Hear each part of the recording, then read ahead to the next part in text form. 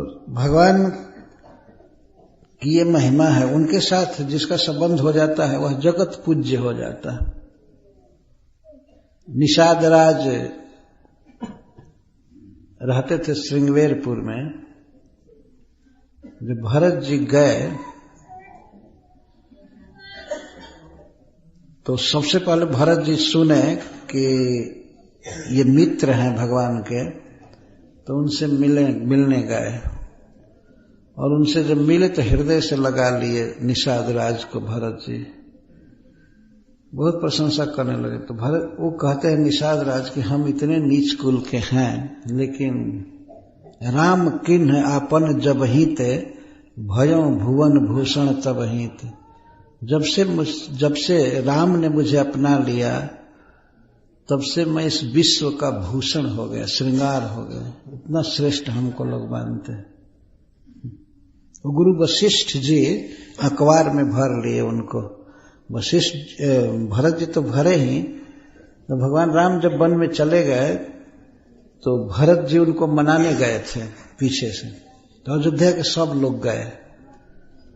यहां तक कि किसी ने कहा कि अभी घर कौन देखेगा और स्वजन आदि हैं वो कैसे रहेंगे। तो अयोध्या के लोग आपस में कहते थे घर में आग लगा करके चलो, क्या जरूरत है घर की, जब राम यहां नहीं है तो घर की क्या जरूरत। जरऊ स संपत्ति सदन सुख सुहृद मातु पितु भाई, सन्मुख होत जो राम पद करई न सहस सहाय। जो राम के पास जाने में, भगवान के पास जाने में मदद न करे, जरऊ स संपत्ति सदन सुख, वो संपत्ति जल जाए, सदन सुख वो घर का सुख, और स्वजन गुरु मातु पितु भाई ये सब मर जाए, जल जाए। सन्मुख होत जो राम पद करई न सहस सहाय। भगवान के पास जाने के लिए, उनसे प्रेम करने के लिए, उनकी भक्ति करने के लिए, और यदि सहायक ये न हो, बाधक हो, तो इनको जला दो, खत्म करो, न रहेंगे न इनकी ममता रहेगी। जरऊ सो संपत्ति सदन सुख सुहृद मातु पितु भाई। ये माता पिता भाई सुहृद अपने हितैषी इसी के लिए होते हैं। ये सब किसी जीव को मदद करे भगवान को समझने के लिए और उनसे प्रेम करने के लिए, और नहीं तो जला दो। जब किसी ने कहा कि सब लोग अयोध्या छोड़ करके चलेंगे तो फिर यहाँ घर की रक्षा करने वाला कौन रहेगा, धन देखने वाला और स्वजनों की देखरेख करने वाले। तब इस पर अयोध्या के लोग ही कह रहे हैं जरऊ स संपत्ति सदन सुख सुहृद मातु पितु भाई, सन्मुख होत जो राम पद करई न सहस सहाय। गुरु वशिष्ठ जी भी गए, जनक महाराज भी आए जनकपुर से। उन्होंने सुना कि श्री राम वन में चले गए तो उनसे मिलने के लिए आए। उस समय भगवान चित्रकूट पहुंच चुके थे। भरत जी जब गंगा जी के तट पर गए, उनके साथ अयोध्या के बहुत लोग जा रहे थे, तो किसी किसी को शंका हुई कि राम को वनवास तो दिया ही, अब वन में राम को मारने जा रहा है। भरत जी के प्रति दुर्भावना हुई।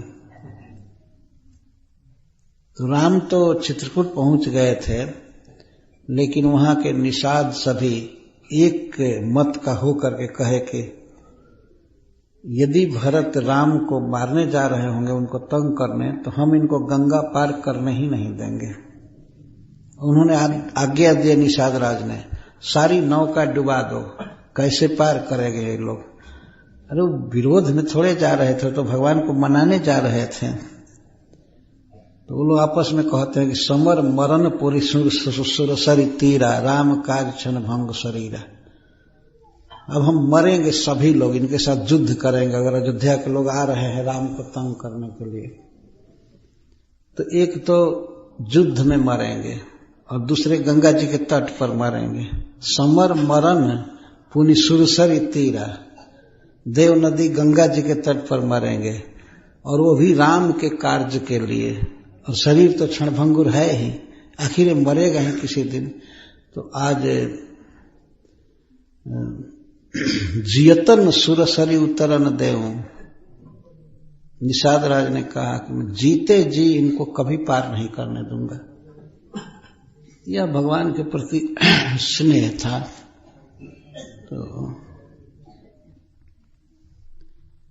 लेकिन जब एक वृद्ध व्यक्ति ने लक्षण देख करके एक छींक हुई बाएं, तो बताए कि नहीं, ये भरत राम के विरोध में नहीं जा रहे हैं, राम को मनाने जा रहे हैं, विचार करो देखो।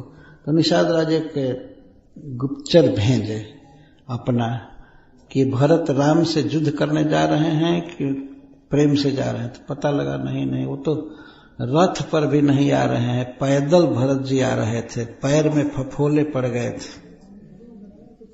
उनको जब रथ पर चढ़ने के लिए गुरु महाराज ने कहा, वशिष्ठ जी ने, तो यहां तक कहते हैं भरत जी कि सिर भर जाऊं उचित असमोरा, सबते सेवक धर्म कठोरा।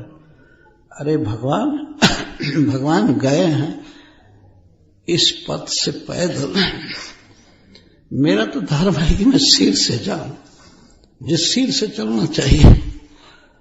इस तरह से भरत जी बात करते हैं। सिर भर जाऊं उचित असमोरा, सबते सेवक धर्म कठोरा। तो उनके पैर में फफोले पड़ गए थे, छाले पड़ गए थे, रथ पर नहीं जा रहे। तो निषाद राज उनसे मिलते हैं और जब गुरु महाराज सुने कि राम का मित्र है, राम इसको अपना सखा मानते हैं, हमेशा यही कहते थे सखा सखा। तो गुरु वशिष्ठ जी दौड़ करके आलिंगन किए निषाद राज का। दौड़ वो भाग रहे थे, वो कह रहे थे कि गुरु महाराज, हमको कोई हमारी छाया किसी पर पड़ जाए तो व्यक्ति स्नान करता है, आप जगत पूज्य हैं, आप ब्राह्मण शिरोमणि हैं, आप हमको मत छुइए।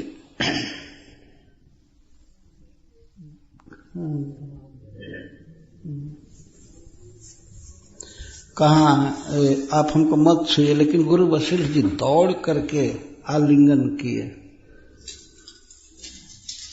उस समय निषाद राज बात करते हैं, क्यों ऐसा हो गया मुझको, क्यों गुरु जी जो जगत पावन हैं, राम के गुरु हैं और समस्त रघुवंशियों के गुरु हैं, वे हमारा आलिंगन क्यों कर रहे, हमको क्यों छू रहे हैं। तो वही वो कहते हैं, ये केवल राम का होने का प्रभाव है। भयं भुवन भूषण तबहित, राम किन्ह आपन जबहि ते, भयं भुवन भूषण तबहित। राम ने जब से हमको अपना बनाया तब से मैं इस विश्व का श्रृंगार हो गया, अर्थात सबसे श्रेष्ठ माना जाता है।